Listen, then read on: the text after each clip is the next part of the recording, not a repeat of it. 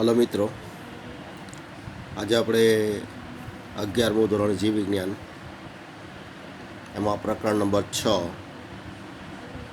સપુષ્પ વનસ્પતિઓની અંતસ્થ રચના વિશે શીખીશું. તો અંતસ્થ રચના શાસ્ત્ર કોને કહેવાય? તો અહીં આપણે જોઈએ વનસ્પતિઓની આંતરિક રચનાના અભ્યાસને અંતસ્થ રચના શાસ્ત્ર તરીકે ઓળખવામાં આવે છે. અને આ વનસ્પતિઓમાં પાયાના એકમ તરીકે કોષો જોવા મળે છે અને આ કોષો પેશીઓમાં આયોજિત થયેલા હોય છે. તો આ રીતે નિશ્ચિત કાર્ય કરતા કોષોના સમૂહને પેશી કહે છે. અથવા આપણે બીજી રીતે લઈએ આપણે તો સમાન ઉત્પત્તિ સ્થાન ધરાવતા, સમાન કાર્ય કરતા અને સમાન કાર્ય માટે રૂપાંતરિત થયેલા કોષોના સમૂહને પેશી તરીકે ઓળખવામાં આવે છે. એટલે પેશીની વ્યાખ્યા આપણે જો સમાન ઉત્પત્તિ, સમાન ઉદ્ભવ અને સમાન કાર્ય કરતા કોષોના સમૂહને પેશી કહે છે.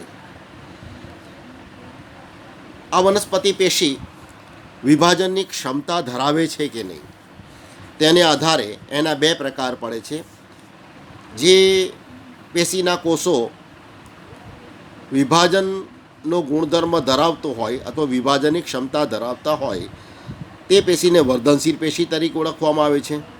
અને જે પેશીના કોષો વિભાજનની ક્ષમતા ગુમાવીને નિશ્ચિત કાર્ય કરવા માટે રૂપાંતરિત થયેલા હોય તેને અવર્ધનશીલ પેશી અથવા સ્થાયી પેશી તરીકે ઓળખવામાં આવે છે. એટલે વિભાજનની ક્ષમતા પરથી વનસ્પતિ પેશીના મુખ્ય બે પ્રકાર છે, વર્ધનશીલ પેશી અને અવર્ધનશીલ પેશી અથવા સ્થાયી પેશી. હવે જે વર્ધનશીલ પેશી છે એના પ્રકાર આપણે લઈએ તો વર્ધનશીલ પેશી એના બે પ્રકાર છે, પ્રાથમિક વર્ધનશીલ પેશી અને દ્વિતીયક વર્ધનશીલ પેશી. પ્રાથમિક વર્ધનશીલ પેશી એટલે જે વનસ્પતિ પેશીના કોષો સર્જનકાળથી જ વર્ધનશીલ હોય એટલે કે વિભાજનની ક્ષમતા ધરાવતા હોય તેને પ્રાથમિક વર્ધનશીલ પેશી તરીકે ઓળખવામાં આવે છે. વર્ધનશીલ પેશીના ત્રણ પ્રકાર છે, અગ્રસ્થ, આંતરમિષ્ટ અને પાર્શ્વીય વર્ધનશીલ પેશી. એમાંથી અગ્રસ્થ અને આંતરમિષ્ટ વર્ધનશીલ જે પેશી છે એ પ્રાથમિક વર્ધનશીલ પેશી તરીકે ઓળખાય છે, જ્યારે આંતરમિષ્ટ પાર્શ્વીય વર્ધનશીલ પેશી એ દ્વિતીયક વર્ધનશીલ પેશી તરીકે ઓળખાય છે. એટલે અગ્રીય વર્ધનશીલ પેશી આપણે જોઈ ગયા કે જે પેશીના કોષો સર્જનકાળથી વિભાજનની ક્ષમતા ધરાવતા હોય અથવા વર્ધનશીલ હોય તે પેશીને પ્રાથમિક વર્ધનશીલ પેશી તરીકે ઓળખવામાં આવે. અને અગ્રીય વર્ધનશીલ પેશી અને આંતરમિષ્ટ વર્ધનશીલ પેશી એ પ્રાથમિક વર્ધનશીલ પેશીના ઉદાહરણ છે. જ્યારે આંતરમિષ્ટ વર્ધનશીલ પેશી કેના કોષો પ્રાથમિક વર્ધનશીલ પેશીમાંથી છૂટા પડીને સ્થાયી પેશીની વચ્ચે ગોઠવાયેલા હોય તેને આંતરમિષ્ટ વર્ધનશીલ પેશી તરીકે ઓળખવામાં આવે છે. જ્યારે પાર્શ્વીય વર્ધનશીલ પેશી એટલે અંગની લંબ અક્ષે પાર્શ્વ બાજુએ ગોઠવાયેલી હોય છે તેને પાર્શ્વીય વર્ધનશીલ પેશી તરીકે ઓળખવામાં આવે છે. અને વાહિપુલમાં આવેલી એધા, ત્વક્ષૈધા એ પાર્શ્વીય વર્ધનશીલ પેશીના ઉદાહરણ છે. એધા જે વાહિપુલમાં આવેલી છે અને બાહ્યવલ્કના નિર્માણ માટે ત્વક્ષૈધા જે આપણે પાછળથી જોઈશું એ પાર્શ્વીય વર્ધનશીલ પેશીના ઉદાહરણ છે. અને આ પેશી એમાં એક વખત અંગોનું બંધારણ ઘડાઈ ગયા બાદ એ ફરીથી વિભાજન પામીને નવા કોષોનું સર્જન કરે છે, એટલે એને દ્વિતીય વર્ધનશીલ પેશી તરીકે ઓળખવામાં આવે છે. તો આ રીતે વર્ધનશીલ પેશીમાં પ્રાથમિક વર્ધનશીલ પેશી કે જે શરૂઆતથી જ વર્ધનશીલ વિભાજનનો ગુણ ધરાવે છે અને દ્વિતીય વર્ધનશીલ પેશી કે વિભાજનની ક્ષમતા ગુમાવી ચૂકેલા કોષો પેશી અંગોનું નિર્માણ ઘડાઈ ગયા બાદ ફરીથી વિભાજન પામી નવા કોષોનું સર્જન કરતા હોય તેને દ્વિતીયક વર્ધનશીલ પેશી તરીકે ઓળખવામાં આવે છે. તો અહીંયા પ્રાથમિક વર્ધનશીલ પેશી એનું ઉદાહરણ છે અગ્રસ્થ વર્ધનશીલ પેશી અને આંતરમિષ્ટ, અને પાર્શ્વીય વર્ધનશીલ પેશી એ દ્વિતીયક વર્ધનશીલ પેશીનું ઉદાહરણ છે. તો આ રીતે વર્ધનશીલ પેશીના પ્રકાર જોઈએ. હવે આપણે જોઈએ સ્થાયી પેશી અને એના પ્રકાર. તો જે પેશીના કોષો વિભાજનનો ગુણ ગુમાવે છે અને વિકાસની દ્રષ્ટિએ સ્થાયી બની જાય છે એને સ્થાયી પેશી તરીકે ઓળખવામાં આવે છે. તો આ પેશીના કોષો વિભાજનનો ગુણ ગુમાવે છે અને વિકાસની દ્રષ્ટિએ સ્થાયી બની જાય છે એટલે એને સ્થાયી પેશી તરીકે અથવા વિભાજનનો ગુણ ધરાવે છે એટલે અવર્ધનશીલ પેશી તરીકે ઓળખવામાં આવે છે. હવે આ જે સ્થાયી પેશી એના બે પ્રકાર છે, સરળ સ્થાયી પેશી અને જટિલ સ્થાયી પેશી. તો સરળ સ્થાયી પેશી એટલે જે સ્થાયી પેશીના કોષો એક જ પ્રકારના હોય અને એક જ પ્રકારના કોષો ભેગા મળીને કોઈ સ્થાયી પેશીનું સર્જન કરતા હોય તેને સરળ સ્થાયી પેશી તરીકે ઓળખવામાં આવે છે. એટલે સરળ સ્થાયી પેશીમાં એક જ પ્રકારના કોષો ભેગા મળીને સ્થાયી પેશીનું સર્જન કરતા હોય છે. જ્યારે એક કરતાં વધુ પ્રકારના કોષો ભેગા મળીને કોઈ વિશિષ્ટ કાર્ય માટે અનુકૂલિત થયા હોય તો એવી સ્થાયી પેશીને જટિલ સ્થાયી પેશી તરીકે ઓળખવામાં આવે છે. એક જ પ્રકારના કોષો ભેગા મળીને સ્થાયી પેશીનું સર્જન કરતા હોય તો સરળ સ્થાયી પેશી, અને એક કરતાં વધુ પ્રકારના કોષો ભેગા મળીને કોઈ સ્થાયી પેશીનું સર્જન કરતા હોય તો એને જટિલ સ્થાયી પેશી તરીકે ઓળખવામાં આવે છે. હવે સરળ સ્થાયી પેશી જોઈએ તો એના ત્રણ પ્રકાર છે, મૃદુતક પેશી, સ્થૂલ કોણક પેશી અને દળોતક પેશી. મૃદુતક પેશી કે જેના કોષો ગોળ કે લંબગોળ આકારના છે, પાતળી દિવાલવાળા છે, આંતરકોષીય અવકાશ ધરાવે છે. વિગતવાર આપણે પછી જોઈશું. અહીંયા સ્થૂલ કોણક પેશી કે જેના કોષો પણ ગોળ કે લંબગોળ છે પણ એના કોષોના ખૂણાની ભાગમાં સેલ્યુલોઝ અને પેક્ટિનનું સ્થૂલન થયેલું હોય છે. દળોતક પેશી કે એના કોષો બહુકોણીય આકારના છે, આંતરકોષીય અવકાશનો અભાવ છે અને દિવાલમાં લિગ્નિનના સ્થૂલનને કારણે આ પેશી દિવાલ જાડી અને મજબૂત બને, વિકાસને અંતે નિર્જીવ બની જાય છે. દળોતક પેશી એના કોષો આડા છેદમાં બહુકોણીય, જ્યારે ઊભા છેદમાં લાંબા તંતુ જેવા દેખાતા હોય તેને દળોતક તંતુઓ તરીકે ઓળખવામાં આવે છે. અને કેટલાક ફળોના ગર પ્રદેશમાં, વાલના બીજાવરણમાં વગેરેમાં એ કઠકો અથવા તો અષ્ટિકોષો સ્વરૂપમાં જોવા મળે છે. તો દળોતક પેશીના બે સ્વરૂપ થઈ ગયા.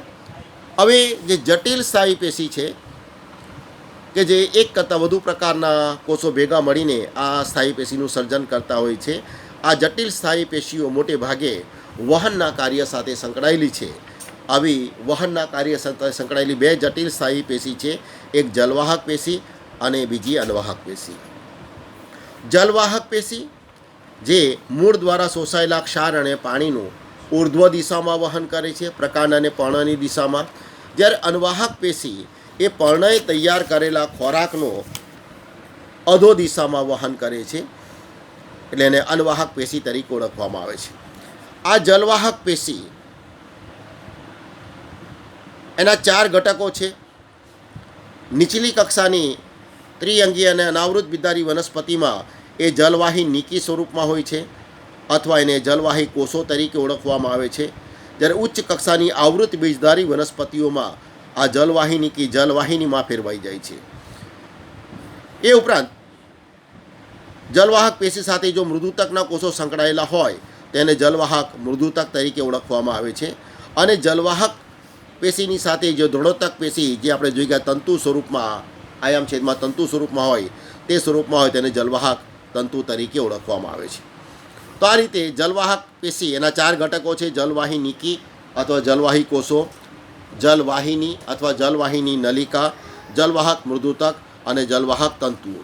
એ જ રીતે અનવાહક પેશી એ પણ નીચલી કક્ષાની આવૃત બીજધારી વનસ્પતિ એટલે અનાવૃત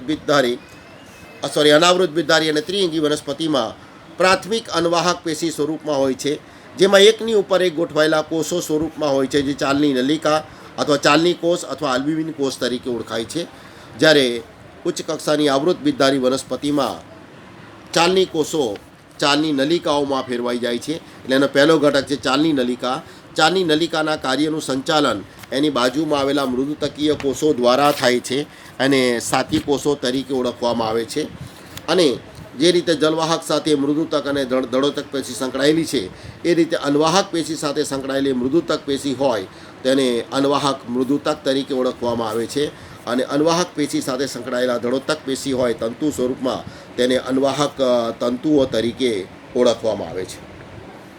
આ જે અનવાહક મૃદુતક અને જલવાહક મૃદુતક છે એ જીવંત પેશી છે અને વાહક પેશી સાથે સંકળાયેલી મૃદુતક પેશી કેટલાક ચોક્કસ દ્રવ્યોના સંગ્રહના કાર્ય સાથે સંકળાયેલ હોય છે. તો આ થઈ ગયા વનસ્પતિ પેશી અને તેના પ્રકાર. હવે આપણે એક એક વનસ્પતિ પેશીનો અભ્યાસ કરવાનો છે અને એમાં ખાસ પૂછાય છે વર્ધનશીલ પેશી અને તેના પ્રકારો. બીજો પ્રશ્ન પૂછાય છે આમાં સરળ સ્થાયી પેશી પૈકી કોઈ પણ એક પેશી 2 માર્કમાં પૂછાય તો એનું સ્થાન, રચના અને કાર્ય લખવાના છે.